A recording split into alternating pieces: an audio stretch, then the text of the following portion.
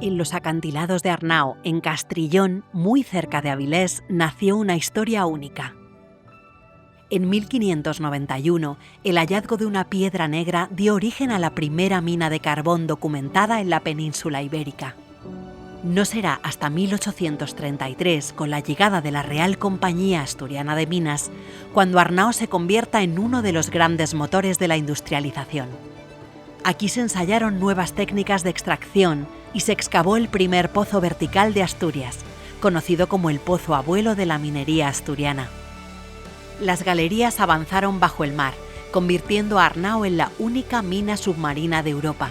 Una relación constante y peligrosa con el océano que marcó su historia y provocó su cierre en 1915.